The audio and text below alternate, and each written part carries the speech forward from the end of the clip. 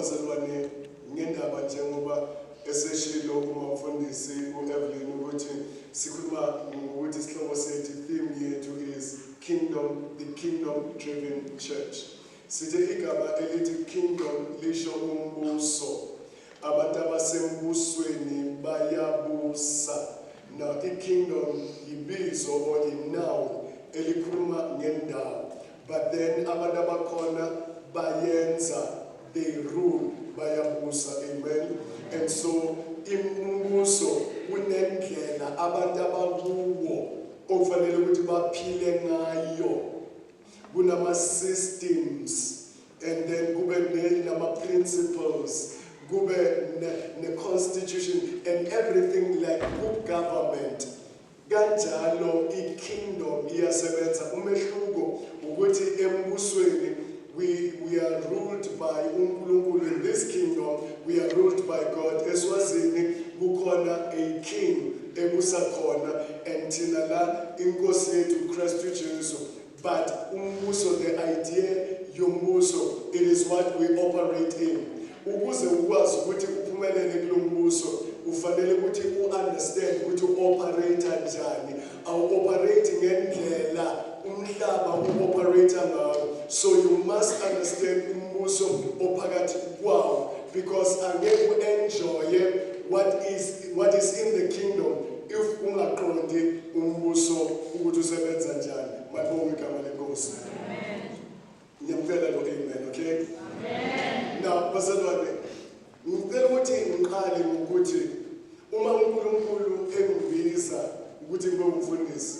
And I'm saying this because bazalwane, lapha ku Passover on Sunday morning, uNkulunkulu unikeza uProphet uJabu izwi about us. The first question ambuza yona ukuthi kanti iphi i-auditorium. Now akuzange kuphelele lapho uthi ubona abantu bayangena bagqoke izinto ezi-purple and gold. Now ngifuna ukuthi bazalwane, that was a confirmation uNkulunkulu amnikeza yona of my calling. Uma uNkulunkulu embiza bazalwane, please get it. Because angifuni ukuthi let's compare with any other person. Wonke umuntu noma lonke ibandla line destination. Can you say destination? Kunomgomo, kunendawo la sifanele siphelele khona. Kunalento efanele ukuthi sithwale ize ipheleliswe uNkulunkulu asinikeze yona. Wonke umuntu la fanele abe nombono, like every church iba nombono. Yonke family fanele ibe ne-vision njengawo wonke umuntu ofanele ukuthi abe nombono in every church. Nawe uhlezi lapho kudinga ukuthi uma uzela ukuthi this is what uNkulunkulu angibekele ukuthi ngiyenze and lento fanele ngi-accomplish and ngizokwazi ukuthi ngiyiphethe ngoba uNkulunkulu engibekela ukuthi ngisizeke and go to my journey and go to my destination. Sisohambeni, we are in a journey, and this journey esiphakathi kwayo sithi ukuthi sibe equipped ngokuhlakanipha, ngokuqonda, ngokukhanya nangokuyazi imap lapho siya khona. Can someone say amen? And so God called me bazalwane and my wife ukuthi sikwazi ukuthi sisize abantu and the pastors uNkulunkulu asive bona that we go to a journey, that we go to our destination. But then bazalwane, siyayithule and babethula abantu kudala, ayikho indlela eya ezulwini ehamba lapho uthanda khona. Ayikho indlela eya ezulwini ehamba lapho uthanda khona. Can we try bazalwane? Angeke ukwazi ukuthi urealize iphupho uNkulunkulu akunikeze lona until ukwazi ukuthi izwi lenkosi lifuna ukuthi uhambe kanjani. Uma kuyi-vision evela kuNkulunkulu unendlela afuna ukuthi uyiphelelise ngayo, and it is through his word. Praise the Lord. Is that okay, bazalwane? And so once you are here wasihlanganisa nathi, then please know that we are here to help you ukuthi ube the best uNkulunkulu afuna ukuthi ube yiyona. Like abeshe babundebele sifanele ukuthi bazalwane sazi ukuthi we can make it and we can become whatever God wants us to be. Encwadini yabaseRoma chapter number 12, that is verse lana esontweni. Romans chapter number 12 verses 1 and 2. Elinye iverse lana esontweni Isaiah chapter number 56 asiyifunda namhlanje. We are going, please know that Isaiah 56 ukusuka verse 1 probably kufika verse number 7.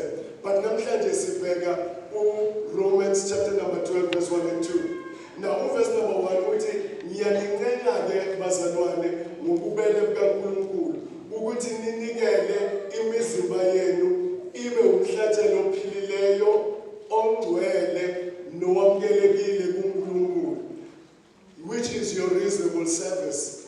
Now the first thing bazalwane ngicela ukuthi siyazi as we go to our destination, it is that awukwazi ukufinyelela la uNkulunkulu efuna ukuthi uye khona nokugcwalisa umbono uNkulunkulu akunikeze wona na unikeze ibandla until uKristu abe inkosi nomsindisi wempilo yakho.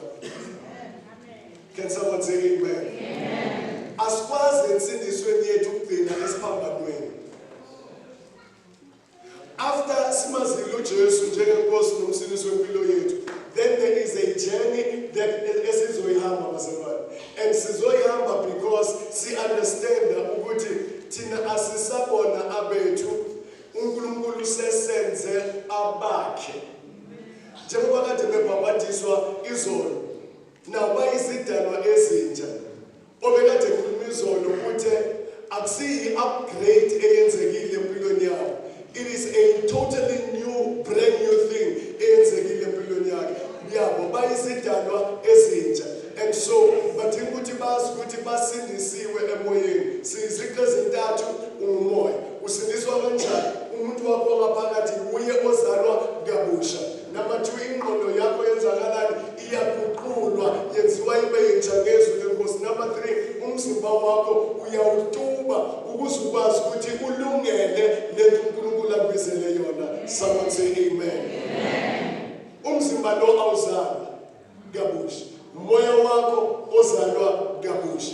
Umzimba wakho uyawutuba, ingqondo yakho uyayiguqula, yenziwa iba intsha. Praise God. But verse number 2, because number 1 bazalwane sithi sesisindisiwe, sesiyamazi uJesu, sesimamukele. One of the things ezenza abantu bangafuni insindiso bacabanga ukuthi impilo yobuKristu impilo very dull. Once wathi usindisiwe, then ayikho into eyenzakalayo. Nathi masingayiqondi impilo yobuKristu sizogcina sithi uNkulunkulu siyambona kodwa usizo lwethu luvela kwabanye abantu. Kanti uDavida in the Old Testament ubhale kahle, usizo lwami luvela kuJehova. Empilweni yami yokukholwa ngidinga ngakwazi ukuthi uNkulunkulu engimkhonzayo, number 1, ungumnini mandla onke. Number 2, uNkulunkulu owazi konke. Number 3, uNkulunkulu okuzo zonke izindawo. Can we go on bazalwane? Until ungene ezweni likamoya, you will never understand izinto ezenzakala ezweni. Until uphakame la ukhishwe khona, uzofana nabantu abalapho ubuya khona. Can we try that bazalwane? Until uqonde ukuthi insindiso yakho isho ukuthini, uzosindiswa ufane nabo bonke abantu abakhona emhlabeni. But unga-understand ukuthi once ngasindiswa, ngiya-elevatwa, ngiyasuswa la, ngibeka ku-level uNkulunkulu asibekele yona. Thina sonke sithe Nkosi Jesu iba inkosi nomsindisi wempilo yethu. And so I want you to understand bazalwane ukuthi uma u-understand indaba yevangeli as we are going to be talking namhlanje, then you will understand ukuthi with God I am able to make it. Lalela verse number 2 uthi bazalwane ningalilingisi. Talk to me bazalwane. Ningalilingisi. Now silingisa kanjani? Ngokukhuluma njengani, ngokucabanga njengani, ngokwenza njengani. Why bazalwane? Because thina asisabona abaleli lizwe. Singaba khona in the world but we are not of the world.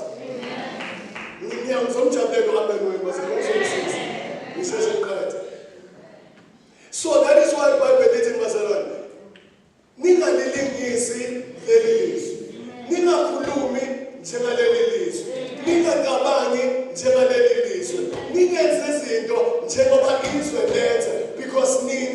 are different, praise God. And the words are going for them different. What you think I think is kodwa masikuqulwe izingqondo zenu senziwe sibe zintsha ngani bazalwane ngezwi lenkosi masikuqulwe izingqondo sithe number 1 uma sisindiswa sizalwa kabusha emoyeni wethu. Are you okay? Sizalwa kabusha bazalwane emoyeni wethu, but ingqondo yethu yenziwa njani? You see, your success bazalwane, impumelelo yakho empilweni yakho njengomzalwane ayincikanga kuphela emoyeni wakho, incike nasendleleni ocabanga ngayo.